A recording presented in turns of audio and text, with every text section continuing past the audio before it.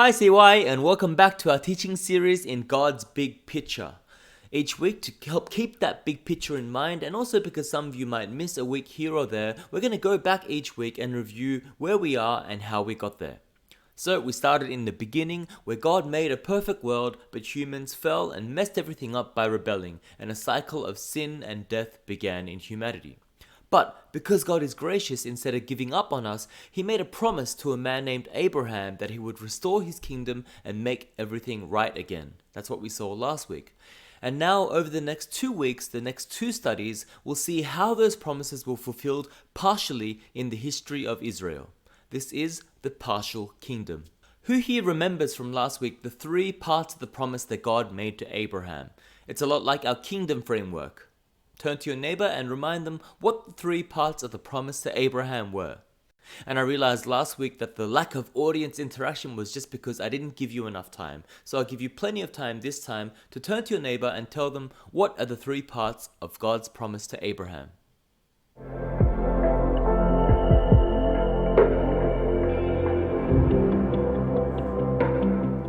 Welcome back. Very good. We had people, blessing, and land. And later on, a 4th promise is added, and that's a promise of a king. Now, all 4 of these promises were ultimately fulfilled in Jesus Christ, but before that, they were partially fulfilled in the history of Israel. And as we look at the history of Israel, each next book of the Bible is going to focus on a different promise of God. And this week we're just looking at the first 2, and that's how God promises to raise up a people that begins to be worked out in Genesis 12 to Exodus 18, and secondly, how his promise of rule and blessing play out in Exodus 19 to Leviticus. Next week, we'll look at God's promise to give them land, a place to live, and how that's fulfilled in the books of Numbers to Joshua.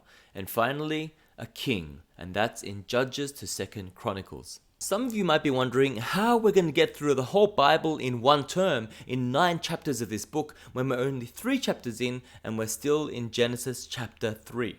Well, as you can see, over these next couple of weeks, we're going to be covering a lot of scripture to catch up. But you'll see why leaders and I are here to guide you through it. So let's have a look. God's people, partial fulfillment. God said in Genesis 12 to Abraham, "I will make you into a great nation." But there's a problem here, and that's that Abraham and his wife Sarah are very old. They're not able to have children. And so Abraham takes things into his own hands. He sleeps with Sarah's maid Hagar, and she gives birth to a son named Ishmael. Problem solved, right? Wrong. God says he's not going to fulfill his promises through Ishmael. And Abraham is being taught that God will fulfill his promises in his way. By now, Sarah is an old woman, and so she shouldn't be able to have children, but a miracle happens. She does get pregnant, and she gives birth to a child named Isaac. And now, why all of this marriage and childbirth focus? Why is it all about children? And it's because the gospel is at stake. For God's promises to be fulfilled, Abraham needs to have children. He needs to have descendants. And sure enough, Isaac is born. Isaac marries Rebekah. They have 2 sons, Esau and Jacob. Esau is the older one, and he should be the one who receives the blessing. But Jacob is a schemer. He tricks Esau into giving him his birthright, and Jacob receives the blessing instead. Next, Jacob has 12 sons. His favorite son is Joseph, and Joseph's brothers get so jealous of him that they sell him into slavery. Joseph is sent to Egypt, and he gets put into prison for a crime that he did not commit. And yet miraculously he gets vindicated and becomes Pharaoh's right-hand man, and so he's in the perfect position to help out his brothers when they experience a famine. The famine endangers the future of the gospel because it threatens to eliminate Abraham's family before they can become a great nation. But God has everything perfectly planned so that when the brothers come to Egypt, desperate for food, Joseph is able to help them. And so the family tree survives, and God is in control. And here we see that God is even able to use great sin and innocent suffering to fulfill his purposes. And of course we see that most clearly at the cross of Christ. Next come God's people, the partial fulfillment in Exodus 1 to 18, the rescue from slavery in Egypt. And here we have a picture painted of a God who saves. In Genesis, Jacob and his family move to Egypt to be with Joseph, and they settle there and they multiply. But by the beginning of the next book, Exodus, Pharaoh has turned the Israelites into slaves and he is treating them very cruelly. But God has not forgotten his promise. We're told in Exodus chapter 2 that the Israelites groaned in their slavery and cried out, and their cry for help because of their slavery went up to God. God heard their groaning and he remembered his covenant with Abraham, with Isaac and with Jacob. God had promised that the Israelites would be his people, and so he put together this rescue operation to free them from Egypt. It starts with God appearing in a burning bush to a man named Moses, and he tells Moses, "Go to Pharaoh and tell him,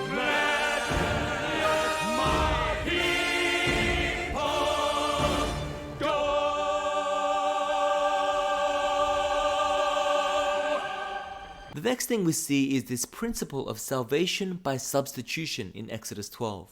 The climax of this story is that God announces that overnight he's going to kill the firstborn sons of the Egyptians, but to the Israelites he says that they will be saved if they kill a lamb instead. And it's only once the blood of the lamb has been painted on the doorframe of their houses that they'll be safe. And sure enough, just as God has said, the firstborn sons of the Egyptians die, but the Israelites survive. And so God saves by substitution. His people deserve judgment just as much as anyone else, but God saves them by providing a substitute to die in their place, the lamb for the firstborn son. But it's not only by substitution that God rescues his people, because the next thing we see is salvation by conquest in the crossing of the Red Sea in Exodus 14. After the death of all those Egyptian sons, Pharaoh finally lets the Israelites go. But even after that, he changes his mind and he sends out his army to catch up to them. The Israelites are trapped between this great army and the Red Sea, but God parts the waters and they escape through to the other side. Pharaoh's army with all its chariots and horses go in after them, but the waters close and the Egyptians are drowned. And so here is salvation by conquest in the defeat of Pharaoh. And both of these acts of salvation by substitution and conquest foreshadow, they look forward to what God will do through Jesus on the cross. He died as a substitute in our place and he defeated the powers of evil. And so this first promise has begun to be fulfilled. The Israelites are God's people. God's second great promise to Abraham was, "I will bless you." And that promise is partially fulfilled again as God gives the Israelites his law in Exodus, and then he blesses them with his presence as he lives with them. So first, God's law. With the Red Sea behind them, the Israelites reach Mount Sinai, where God reveals his law to them in the Ten Commandments. Finally, we come to the partial fulfillment of God's promise of his presence with his people. And we're looking at the end of the book of Exodus. Now that the people have God's law, they are under his rule, and so they can have God's presence with them. And so we see that God saves people to have relationship with them. And how it works is this. God tells them to construct this thing called the tabernacle. And the tabernacle is the tent in which God's presence will dwell with his people as they move towards the promised land. Now, it's a great blessing to have God's presence among the people, but it also presents a problem. How can a holy God live amongst sinful people without completely destroying them by his holiness? And the answer that God provides is sacrifice.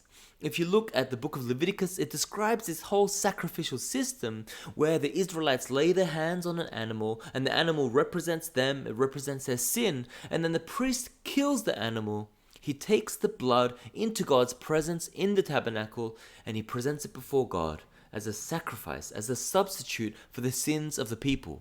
Remember salvation by substitution? The animal dies so that the people can live. In all of this, the second promise is partially fulfilled. By the end of the book of Leviticus, the Israelites are under God's law and they have the blessing of God's presence and relationship with him. And even though all of this is pretty great, it still came with some restrictions. Here's how it worked. Inside the tabernacle was this place called the Holy Place. And beyond that was this place called the Most Holy Place, where the Ark of the Covenant with the Ten Commandments was kept. In front of that was a big curtain, and it kept everyone out. And on just one day of the year, just one man called the high priest could enter. And the message of this whole setup was so loud and clear. You are not holy enough to enter into God's presence. You need one man. You need to send someone as your representative to go into God's presence on your behalf. And so the relationship that the people had with God was limited. The sacrificial system that they had was also limited, because how can an animal possibly substitute for a human being? They can't. And so all of these sacrifices that they were offering day after day after day, they only represented and they only pointed forward to the perfect sacrifice that Jesus, the Lamb of God, offered on that day that he was crucified. And if you remember what happened on the day that Jesus was crucified, the curtain in the temple was torn in two from top to bottom, and the message was loud and clear. Come on in, because if you believe in Jesus, he will make you holy enough to enter into God's presence.